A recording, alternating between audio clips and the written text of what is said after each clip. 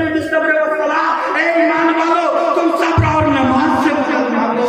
میں نے کہا مولانا بتانا ذرا یہ صبر اللہ ہے یا غیر اللہ، یہ نماز ہے اللہ، یہ نماز اللہ ہے یا غیر اللہ؟ تو جس اہل ملت منہ بنا کر کے بولتے ہوئے نظر آتے ہیں یہ تو غیر اللہ ہے۔ تو قرآن نے کہا غیر اللہ سے مدد مانگو، تو مدد مانگنا انسان کی فطرت ہے، تو اسلام نے بالکل منع نہیں کیا کہ مدد نہ مانگو۔ ارے مدد مانگنا ہے تو اللہ والوں سے مانگو، اللہ کے والوں سے مانگو، اللہ کے دوستوں سے مانگو۔ کا وہ معنی لیا جائے جو میں نے پہلے بیان کیا ہے تو یہ خرابیاں لازم آتی ہیں، اور بھی خرابیاں ہیں، میں شارٹ کر رہا ہوں، لیکن اس کا معنی ہے کیا؟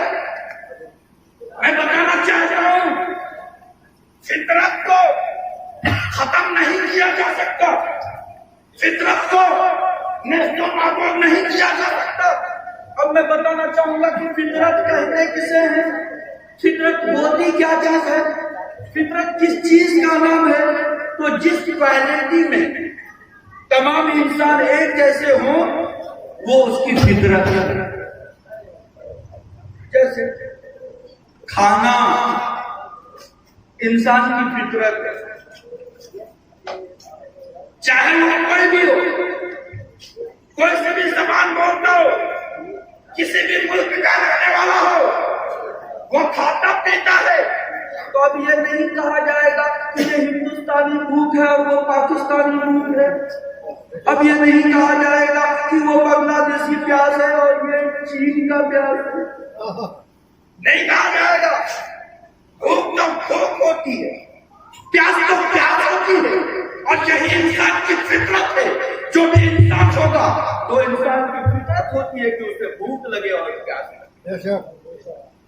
ایسے غصہ آنا انسان کی فطرت ہے، اور اسلام فطرت کو مٹانے کے لیے نہیں آیا، فطرت کو مٹانے کے لیے نہیں آیا، بلکہ فطرت کو صحیح ڈائریکشن دینے کے لیے آیا، فطرت کو صحیح راستہ بتانے کے لیے آیا، فطرت کو اسٹریٹ پاتھ دکھانے کو آیا۔ میرے دوستو مجھے کہنے نے دیا جائے یہی وجہ ہے کہ اسلام نے کھانے اور پینے سے منع نہیں کیا، بلکہ یہ کہا اے لوگوں کھانا چاہتے ہو تو خوب کھاؤ، جتنا من کرے اتنا کھاؤ، مگر کھاتے ہوئے یہ خیال رکھنا کہ حرام نہ کھاؤ، حلال کھاؤ۔ پینے والوں پیتے ہو، انسانوں تم پینا چاہتے ہو، جتنا من کرتا ہے اتنا پیو، مگر پیتے ہوئے اس بات کا خیال رکھنا کہ لال لال بوتل کو ٹچ کرنے کی کوشش نہ کرنا، کیونکہ اسے اللہ نے حرام قرار دیا ہے۔ ارے پینا ہے تو دودھ پیو،